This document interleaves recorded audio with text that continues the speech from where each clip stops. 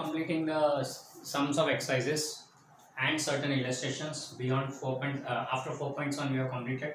So let's finish the illustration 4.1 to 4.6. So starting with illustration 4.1, the question reads somewhat like this: a straight wire of mass 200 gram and length 1.5 meter. Mass of the wire is given 200 gram, means to will be 0.2 kg, and having length equal to 1.5 meter. Carries a current of 2 ampere. It is carrying a current of 2 ampere. Then it is said that it is suspended in mid-air by a uniform horizontal magnetic field B. What is the magnitude of the magnetic field? Now this wire is suspended in air. तो कैसे होगा? So due to mass, some weight force acts on it, mg in downward direction. Now to keep this wire suspended in air, we require an opposite force in upward direction. And कौन सा force लगेगा? So this wire is carrying some current I, and it is in some magnetic field of intensity B, जिसको हमें ढूंढना है B का value. And with intensity B, ये B हमें ढूंढना है कितना magnetic field चाहिए. तो due to this magnetic field, current carrying wire expels the force in upward direction, and that is given as ILB sin theta. ILB sin theta. तो ये अगर इसके जितना हो जाए, if this force is equal to mg, then resultant force will be 0 and the wire will be suspended in air. तो यहाँ पे for wire to be suspended in air, force mg, weight force, is equal to ILB sin theta. यहाँ पे theta की value 90 degree ली है, तो sign 91 हो जाएगा, यानी ILB हो गया. mg इक्वल टू, तो b क्या आएगा? mg upon IL. Put up the values, get the answer. This much just. ये हो गया illustration 4.1. Next we go for illustration 4.2. Now 4.2 में दिया हुआ है कि there is a magnetic field applied in positive Y direction. Magnetic field is applied in positive Y direction. तो ये मैग्नेटिक फील्ड बताते हैं. मैग्नेटिक फील्ड का direction positive Y direction b bar, यानी b bar can be written as b j cap, positive Y direction में. फिर बाद में you are said that and the charge particle is moving along positive x axis. Charge particle का motion is along positive x axis, यानी कि velocity उसकी हो गई charge q moving in the velocity along positive x axis, यानी कि we I cap हो गया. हमें फाइंड करना है कि in which way would the Lorentz force be for an electron and a proton. यहाँ पे लॉरेंट फोर्स है, यानी actually it is asked magnetic force. तो मैग्नेटिक फोर्स कौन सी डायरेक्शन में लगेगा? हमें फाइंड करना है मैग्नेटिक फोर्स का डायरेक्शन FM. कौन सी डायरेक्शन में लगेगा FM बार, वो फाइंड करना है. किसके लिए? तो first case for an electron. हाँ, पहले चेक करते हैं फोर्स कितना लगेगा मैग्नेटिक फोर्स. तो FM bar is given as Q into V bar cross B bar. This is Q into V bar यानी VI cap cross B bar यानी BJ cap. तो this will be QVB. Magnitude bar आ गए, I cross J बचा and I cross J is K, तो QVB K cap. तो direction of magnetic force will be along Z axis. अब for electron charge is negative, electron का charge negative होता है, इससे क्या बनेगा FM बार.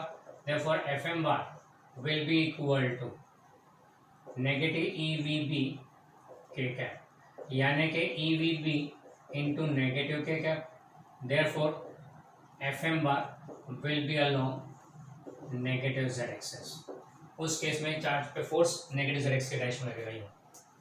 जबकि सेकंड केस फॉर प्रोटॉन, अब प्रोटॉन के लिए क्या बनेंगे? प्रोटॉन के लिए चार्ज पॉजिटिव प्लस ही है, तो देयरफॉर फोर्स क्या आएगा? FM bar will be equal to EVB. ठीक है, तो therefore FM bar will be along positive Z axis. Clear? बस ये था इलस्ट्रेशन नंबर 2. नेक्स्ट इलस्ट्रेशन 4.3 में आपको दिया हुआ है an electron is travelling in a magnetic field. बराबर है. इलेक्ट्रॉन का मास है 9 × 10⁻³ kg चार्ज दिया 1.6 में 10⁻⁻19 कूलम। ना इलेक्ट्रॉन के मास में नॉर्मली हम लोग 9.1 इंटू 10⁻31 लेते हैं, पर यहाँ पे सम में स्पेसिफिकली 9 दिया है, तो go according to the numerical. अगर कांस्टेंट्स की वैल्यू न्यूमेरिकल में दी है तो go with that value only, even though it is not exact what we have taken during the study, theory study. Okay, तो यहाँ पे 9 दिया है, इसे take it as 9 rather than 9.1. Now it is said that this electron is moving with speed 3 into 10⁻⁷ meter per second in a magnetic field of intensity 6 into 10⁻⁴ Tesla. It is moving with speed 3 into 10⁻⁷ meter per second in a magnetic field of intensity 6 into 10⁻⁴ Tesla. We have to find out the radius of circular path, the frequency of motion, and thirdly the kinetic energy. अब kinetic energy ढूंढने के लिए specifically बोला है कि obtain it in kilo electron volt. Okay, सबसे पहले for a charged particle entering magnetic field perpendicularly, ये तो बेसिक कॉन्सेप्ट हो गया, परपेंडिकुलरली एंटर हो रहा है। यहाँ पे क्वेश्चन में दिया नहीं है but you have to accept it. क्यों? क्योंकि बोला है कि रेडियस ऑफ सर्कुलर पाथ ढूंढो। सर्कुलर पाथ कब आएगा? रेडियस ऑफ सर्कुलर पाथ ढूंढने को बोला है। सर्कुलर पाथ कब आएगा? जब पार्टिकल परपेंडिकुलरली एंटर होगा तब। यहाँ नहीं बोले हैं, बोले कि रेडियस ढूंढो, तो you have to directly accept it that's a circular path. बराबर है? तो उसमें तो वही था concept, centripetal force provided by the magnetic force, the centripetal force is provided by magnetic force. तो इसी के बेस पर से रेडियस का फॉर्मूला हो जाएगा mv/qb। तो ये हो गया mass of electron, speed, charge on electron and magnetic field intensity. सारी वैल्यूज दी हुई है, you can find out the radius of the circular path. इसी को आगे बढ़ाते हैं फिर से, तो mv²/r is equal to qvb। Frequency का फॉर्मूला लेना है, तो एक v कैंसिल हो गया, तो this will be v is equal to qbr/m। But we know that v is equal to r omega and that's r into 2πf। Frequency लाने ना, इससे ये मेथड ले लेते हैं। तो यहाँ पे आ जाएगा r into 2πf is equal to qbr/m। So from here frequency का फॉर्मूला नाउ बिकम्स, r तो कैंसिल हो गया, तो हो जाएगा qb/2πf। अब as being electron, so this will be Eb/2π mass of electron। तो यहाँ पे आपको फॉर्मूला मिल गया फ्रीक्वेंसी का, दिस मच हर्ट्ज। ओके, फिर चलते हैं आगे। तीसरा एनर्जी मांगा है, एंड मोशन में एनर्जी तो काइनेटिक एनर्जी होता है half mv²। Being electron m ले लिया, मास भी है, स्पीड भी है, तो इसको डायरेक्टली मिल गया। तो इसमें क्या नया हुआ? नहीं, ये जो मिलेगा जूल में होगा, स्टैंडर्ड ऐसे यूनिट में। We have to convert it into kilo electron volt. ना इलेक्ट्रॉन वोल्ट का रिलेशन क्या है? तो हमने ऐसा कुछ पढ़ा कि 1 electron volt is 1.6 into 10⁻⁻19 joule. Electron volt का वैल्यू कितना होता है? हाँ, क्लियरली देख लो, चार्ज इलेक्ट्रॉन वाले वैल्यू है 1.6 इंटू 10⁻⁻19 जूल। अब यहाँ पे हमें क्या करना है? जूल से इलेक्ट्रॉन ले जाना है। इलेक्ट्रॉन वोल्ट से जूल ले जाना होता तो मल्टीप्लाई बाय दिस नंबर करते, पर हमें उल्टा करना है, जूल से इलेक्ट्रॉन ले जाना है, तो इसको उठा के डिवाइड बाय करना है। तो this will B 1.6 into 10⁻⁻19 divide करो, तो जो आंसर आपको मिलेगा इलेक्ट्रॉन वोल्ट में मिलेगा। अब उसको किलो इलेक्ट्रॉन में ले जाइए, इलेक्ट्रॉन वोल्ट में आंसर आ गया। अब इसे किलो इलेक्ट्रॉन में ले जाना है, तो we know that 1 kilo is 10⁻3। बराबर है? तो किलो में लाना हो तो डिवाइड बाय 10⁻3, तो डिवाइड बाय 10⁻3 keV। तो ये आ जाएगा आंसर किलो इलेक्ट्रॉन वोल्ट। कई बार ऐसा भी होता है कि मेगा इलेक्ट्रॉन वोल्ट में पूछा हो, तो मेगा इलेक्ट्रॉन वोल्ट में पूछा तो मेगा यानी 10⁻6 या मिलियन, तो 10⁻6 से डिवाइड करने का as per the direction given by the paper setter, उसके हिसाब से चलेगा। Okay, so this is illustration number 4.3। Next we go for illustration 4.4. The question reads somewhat like this. A cyclotron's oscillator frequency is 10 megahertz. Cyclotron में frequency दी हुई है 10 megahertz. Mega यानी 10⁻6 हुआ, तो into 10 यानी 10⁻7 हो गया। Radius of the D's is given 60 centimeter, यानी कि 0.6 मीटर। हमें बोले अगर इतनी फ्रीक्वेंसी चाहिए इस डी में प्रोटॉन को एक्सेलरेट करने के लिए, प्रोटॉन को एक्सेलरेट करने से प्रोटॉन की वैल्यू दी हुई है, प्रोटॉन का चार्ज एंड प्रोटॉन का मास दिया हुआ है। बराबर है? तो हमको बोले अगर इतना रेडियस चाहिए, सर इतनी फ्रीक्वेंसी चाहिए प्रोटॉन्स की, तो मैग्नेटिक फील्ड कितना लगाना होगा? How much is the magnetic field to be applied? Secondly पूछा काइनेटिक एनर्जी ऑब्टेन करो इन प्रोटॉन्स की in mega million electron volts और mega electron volts and you are given here the relation 1 million electron volts is 1.6 × 10⁻³ joule, ये दिया हुआ है आपको। तो अब चलते हैं आगे। इसमें पहले तो फ्रीक्वेंसी दिया है, मैग्नेटिक फील्ड चाहिए। आगे 4.3 में हमने क्या किया था, मैग्नेटिक फील्ड दिया था, फ्रीक्वेंसी ढूंढा था। अब उल्टा करना है, कहानी तो वही की वही है। For a charge particle entering magnetic field perpendicularly, बात तो वही की वही चलेगी। यहाँ पे बाय डिफॉल्ट लेना परपेंडिकुलरली, साइक्लोट्रॉन बोला है पहले से। तो necessary centimetre force is provided by magnetic force. हमें चाहिए फ्रीक्वेंसी, तो पहले v एक v उड़ा देते हैं, तो v will be equal to QBR/m, but we know that v equal to r omega, that is r into 2 pi f. So r into 2 pi f is equal to QBR/m. r तो cancel हो गया, frequency will be QB/2 pi m। आपको frequency थोड़ी ढूंढनी है, आपको तो b ढूंढना है, तो b will be equal to 2 pi mf/q। Proton की बातें चल रही, तो 2 pi mass of proton into frequency upon charge on proton is e। ये आ जाएगा magnetic field required to produce this much radius. इतनी फ्रीक्वेंसी इस साइक्लोट्रॉन में लाने के लिए इतनी मैग्नेटिक फील्ड चाहिए। नेक्स्ट पूछा काइनेटिक एनर्जी ढूंढो। अब काइनेटिक एनर्जी के लिए you require speed. Now kinetic energy k is equal to half mv², तो स्पीड लाना पड़ेगा। स्पीड कहाँ, ये रहा। तो इतना पार्ट में से बोल सकते हैं स्पीड इज QBR/m, तो हाफ m इंटू QBR/m का स्क्वायर। ये स्पीड का फॉर्मूला यहाँ से ले लिया हमने, तो this will be half Q² B² R² upon एक m कैंसिल हो गए। एज बीइंग प्रोटॉन, तो चार्ज E, मैग्नेटिक फील्ड तो आगे ढूंढ लिया, मास प्रोटॉन का। What are the values calculate, जिसमें ये आंसर आएगा जूल में, क्योंकि स्टैंडर्ड कैलकुलेशंस ऐसे सिस्टम में चलती है, आंसर जूल में आएगा। इसको जूल से मिलियन इलेक्ट्रॉन वोल्ट में कन्वर्ट करना हो, मिलियन इलेक्ट्रॉन वोल्ट से जूल जाना हो, तो मल्टीप्लाई बाय दिस नंबर, पर उल्टा जाना है हमें, तो जूल से मिलियन इलेक्ट्रॉन वोल्ट, तो इस नंबर से डिवाइड करते हैं। तो 1.6 इंटू 10⁻³ से डिवाइड किया and you get answer in MeV। अच्छा, यहाँ तो आपको रिलेशन डायरेक्टली दिया हुआ है, इसे यू कैन यूज इट, पर अगर मान लो ऐसा रिलेशन ना दिया हो तो क्या, तो आंसर जूल में है।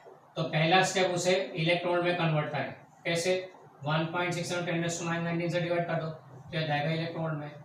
दूसरा स्टेप इलेक्ट्रॉन से मिलियन इलेक्ट्रॉन में जाना, मिलियन है 10⁻6, तो उससे डिवाइड कर दो, तो आंसर मिलियन इलेक्ट्रॉन में जाएगा।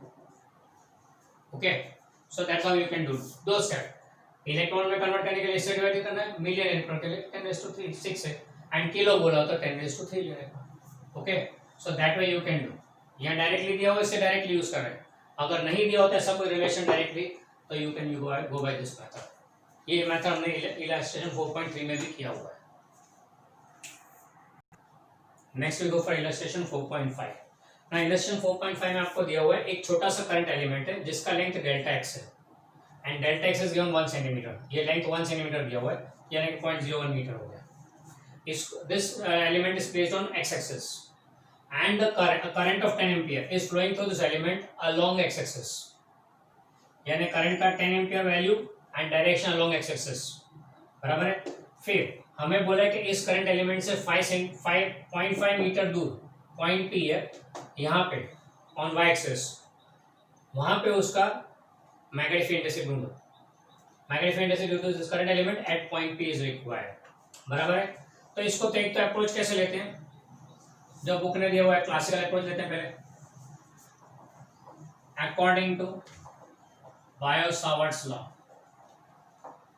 Magnetic field intensity due to current element is given as μ0/4 pi IDL bar cross r cap upon r²। ये जो दिया था फॉर्मूला बायो-सावर्ट ने। देयरफॉर इसको मैग्नीट्यूड देखे तो dB will be equal to, magnitude wise देखे तो क्या बनेगा, तो dB equal to μ0/4 pi cross product है, तो AB sin थीटा, इसका मैग्नीट्यूड आइडियल इंटू इसका मैग्नीट्यूड तो 1 into sine of angle between them upon r²। अब यहाँ पे थीटा कितना है, तो current element on X axis, point along Y axis, यानी एंगल 90 डिग्री हो गया. So this will be mu 0.45 IDL upon r square. Putting up the values, mu 0 is 4 pi into 10 raised to minus 7 upon 4 pi. Current का value 10 दिया है, length 0.01 दिया हुआ है, upon r square, distance 0.5, तो 0.5 का square.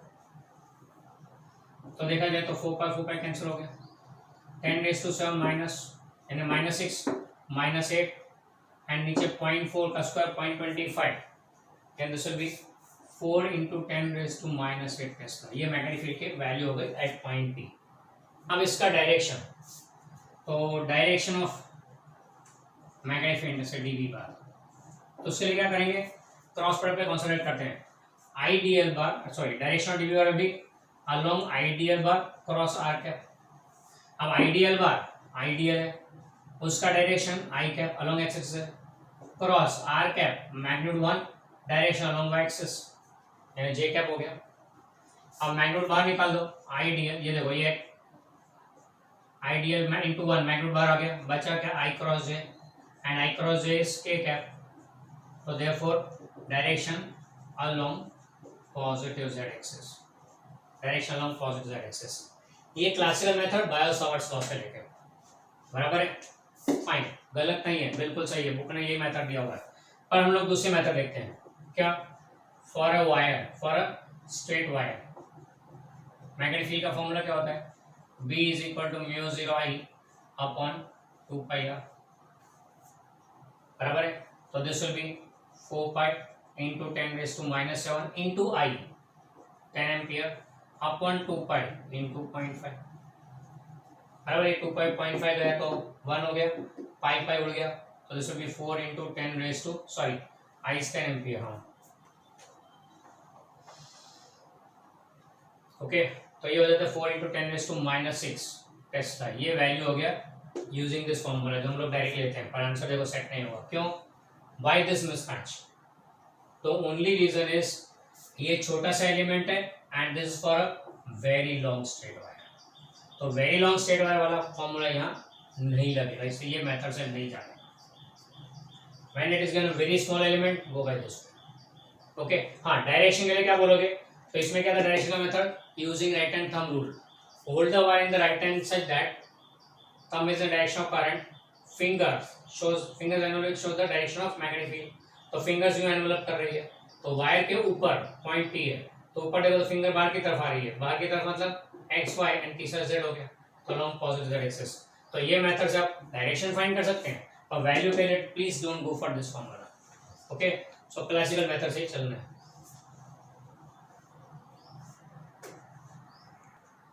Next we go for illustration 4.6. अब illustration 4.6 में क्या दिया है, एक स्ट्रेट वायर था, उसको स्ट्रेट रखने के बाद बीच में से यूं सेमी सर्कल कर दिया. वायर तो स्ट्रेट है पूरा यूं ही, पर बीच का पार्ट उसका सेमी सर्कल कर दिया है, जिसका रेडियस r है. You are said that current I is passing is 12 ampere, ये करंट I पास हो रहा है 12 ampere, and radius of this semi circle part is 2 centimetre, यानी कि 2 into 10 raised to minus 2 metre. हमें बोले find the magnetic field intensity at the centre due to straight part, ठीक, ये ढूंढना है. दूसरा magnetic field intensity due to semi circle, ये ढूंढना है. तीसरा हमें चेक करना है ये सर्कुलर पोर्शन से कितना फर्क, कितना डिफरेंस है इन दोनों में. इसमें और सेमी सर्कुलर पोर्शन से लिया होता तो कितना फर्क पड़ता, सर्कुलर पोर्शन से लिया होता, दोनों में कितना फर्क पड़ता है वो फाइंड करना है. ओके, ये दोनों हमें फाइंड करना है. चलो चेक करते क्या आएगा. तो पहले तो for straight segments, for straight parts. अब स्ट्रेट पार्ट के लिए करंट का direction, here direction of ideal bar and position vector are बार. अब ये वायर से पोजीशन वेक्टर आर बार देखे तो दोनों सेम डायरेक्शन हो गया. ये वायर से करंट का डायरेक्शन अन्य डिस्प्लेसमेंट पोजीशन का डायरेक्शन ऑफ पॉइंट P. अगर यूं होता तो परपेंडिकुलर रहता, पर यूं है तो अलोंग द लाइन है, इससे दोनों का direction same is same. So angle between them theta is 0 degree, therefore theta is 0. Theta is 0, therefore we know that dP is equal to mu 0 upon 4 pi IDL sin theta upon R square. Theta 0 degree है, ऐसे 0 हो जाएगा। तो straight parts का मैग्नीफिक intensity क्या आएगा? 0। पहले याद क्या रखने का कि कोई भी स्ट्रेट वायर हो उस पे या उसकी लाइन में कहीं पे भी पॉइंट हो, मैग्नीफिक इंटेंसिटी 0। यानी स्ट्रेट वायर का contribution on the line itself और ऑन द वायर इटसेल्फ और on the line of wire is always 0। Line of wire पे कहीं पे भी हो, कंट्रीब्यूशन इसका मैग्नीफिक 0 आएगा वहां पर। ओके, तो ये दो सेगमेंट्स का तो 0 है पी पॉइंट पे। Now next we go for semi circle. चलो नेक्स्ट लेते फॉर सर्कुलर लूप। अगर लूप सर्कुलर होता तो क्या? लूप सर्कुलर होता तो बी का formula at the centre would be mu 0 I upon twice the radius. यहाँ पे रेडियस स्मॉल है, ट्वाइस द रेडियस, बराबर है। फॉर एन आर्क, अब एक और फॉर्मूला आपको बता रहा हूँ। For an arc the magnetic intensity centre का फॉर्मूला क्या आता है? तो that is mu 0 I theta upon 4 pi r. ये वर्कआउट किया हुआ फॉर्मूला है फॉर एन आर्क। कोई भी आर्क हो एंगल थीटा वाला, तो उसके कारण मैग्नीफिक इंटेंसिटी कितना सेंटर पे, जैसे सपोज ये आर्क है, तो इसके कारण इसके सेंटर पे मैग्नीफिक इंटेंसिटी कितना ड्यू टू दिस करंट फायरिंग आर्क हुआ है। ओके, तो ये फॉर्मूला है।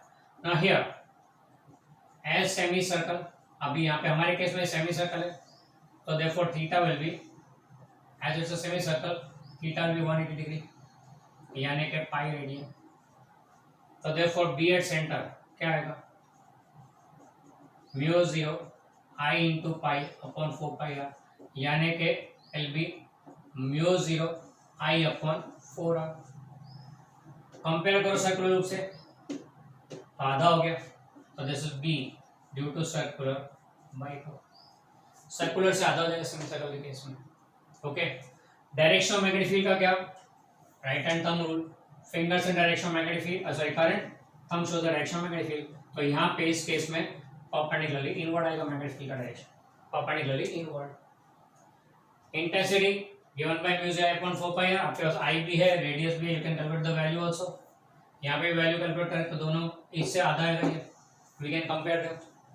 अच्छा, एक और क्वेश्चन पूछा है कि अगर ये आर्क यूं नहीं होता, उसके बदले ये आर्क को नीचे की तरफ बनाया होता, तो क्या सिचुएशन, तो क्या फर्क पड़ता? What would be the difference? आपको जज कर लीजिए। रेडियस सेम है तो वैल्यू में तो कोई फर्क नहीं पड़ना है, I same, R same, no change in the value. तो फिर डायरेक्शन इधर देखे तो फिंगर्स क्लॉकवाइज चलेगी एंड इधर देखे तो फिंगर्स एंटी क्लॉकवाइज चलेगी, तो मैग्नेटिक फील्ड बाहर की तरफ आएगा। यहाँ पे at point P direction of magnetic field भी परपेंडिकुलरली आउटवर्ड एंड यहाँ पे परपेंडिकुलरली इनवर्ड, इतना ही फर्क है। क्यों? क्योंकि यहाँ लूप में करंट क्लॉकवाइज डायरेक्शन में था, इस केस में लूप में करंट एंटी क्लॉकवाइज डायरेक्शन हो गया। So direction of magnetic field reverse हुआ, बाकी सारा सेम।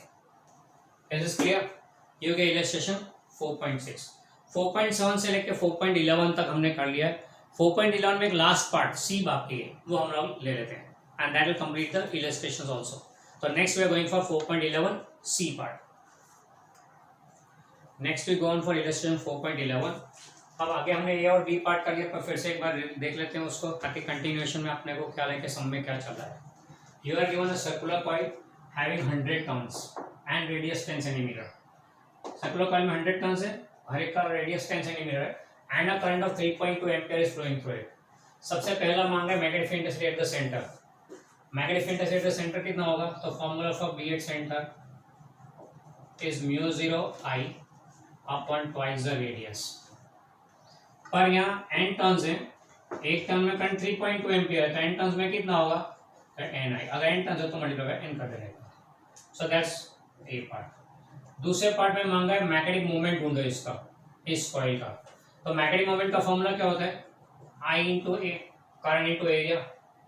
पर यहाँ n टर्न्स है, इससे हो जाएगा n I a, that's n into I into area of the coil भी पाई आर स्क्वायर। ये हो गया magnetic moment, ampere into metre square. तीसरा बोला हुआ है कि इस कॉइल को, this coil is placed in a magnetic field of intensity 2 Tesla। 2 Tesla की इंटेंसिटी वाले मैग्नेटिक फील्ड में इसको रखा हुआ है। अन्य बोला है कि पहले इसे ऐसे रखते हैं कि कॉइल का axis is along the magnetic field, अब सपोज ये कॉइल है तो उसका एक्सिस ये हो गया, and this axis along the magnetic field, magnetic field भी ये डायरेक्शन में है। किसका? इसने प्रोड्यूस किया वो नहीं, मैग्नेटिक फील्ड एक्सटर्नल दिया हुआ है ये डायरेक्शन, जो जिसका वैल्यू 2 टेस्ला दिया हुआ है। तो इस केस में टॉर्क कितना लगेगा ना, torque tau is given as mv sin theta, where m is the magnetic moment, magnetic moment का direction for a circular coil is always along the axis, तो m bar and b bar same direction में, तो theta इस case में 0 degree है, theta इस case में 0 degree, फिर टॉर्क का वैल्यू 0 हो गया। ओके, दूसरा बोले इस कॉइल को, कॉइल यूं है, उसका मैग्नेटिक मोमेंट यूं है, पर अब मैग्नेटिक फील्ड इंटेंसिटी परपेंडिकुलर दी हुई है, ये b बार है, मतलब क्या हुआ, थीटा इज 90 डिग्री। अब ऐसे केस में टॉर्क कितना होगा, torque is mv sin theta, theta is 90 degree, sin 91 होता है तो ये जाएगा m into b, ये टॉर्क मिल जाएगा this much newton into b। Okay, तो you are said that the coil is placed in a vertical plane and is free to rotate about horizontal axis which coincides with diameter. A uniform magnetic field of 2 Tesla in horizontal direction exists such that initially axis of coil is in direction of the magnetic field, initially along, यानी theta 0 हो गया, torque 0 है। फिर बोला है the coil rotates to an angle of 90 degree under the influence of magnetic field, तो coil rotate होकर 90 degree में इसका परपेंडिकुलर हो गया m बार, तो उस केस में 0 हो गया। ओके, अब इसके बाद सेक्शन डी लेना है।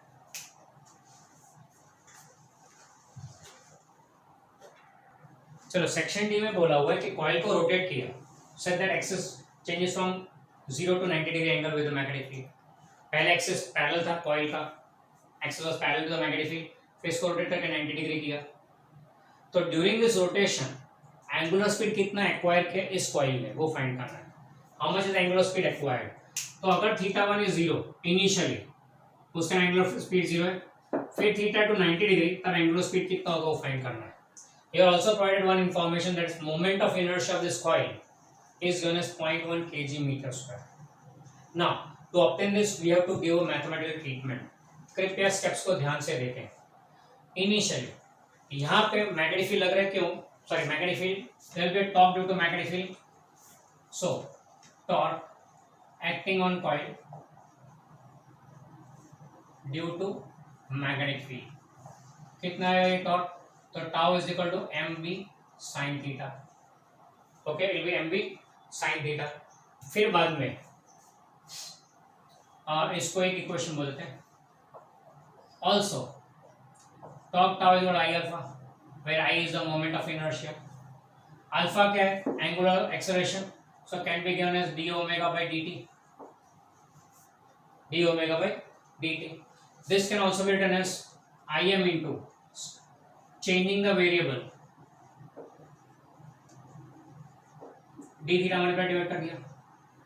अब d theta by dt is again omega, so I am d omega by d theta into omega, d theta by dt is again omega, ना एंगुलर स्पीड है, इससे वो रख दिया यहाँ पे, so this will be I am into omega d omega by d theta। Clear? ये torque का दूसरा फॉर्मूला। एक फॉर्मूला टॉर्क लग रहा है मैग्नेटिक फील्ड में और दूसरा रोटेशन के लिए टॉर्क का फॉर्मूला, दो फॉर्मूला लिए, दोनों को इक्वेट करते हैं, equating 1 and 2, what we get is I M omega d theta by d t, sorry I M omega d omega by d theta is equal to M B sine theta. Theta को वहां shift करते हैं d theta को, तो I M omega d omega equal to M B sine theta d theta. Now integrating both the sides, now integrating both the sides, तो differential भी किया, integration भी किया, दोनों से इंटीग्रेशन करते हैं। यहाँ पे वेरिएबल ओमेगा, यहाँ पे वेरिएबल थीटा है, दो वेरिएबल्स क्रिएट कर दिया हमने, तो यहाँ पे हो जाएगा आई एम बी कॉन्स्टेंट बाहर आ जाएगा, integration of omega d omega from omega 1 to omega 2, integration कर रहे हैं, इज इक्वल टू एम और बी तो कॉन्स्टेंट बाहर आ गए, integration sine theta d theta from theta 1 to theta 2। Okay, so now I am as it is omega का integration omega square by 2, omega 1 to omega 2, that's equal to M B sine theta का integration minus cos theta from theta 1 to theta 2।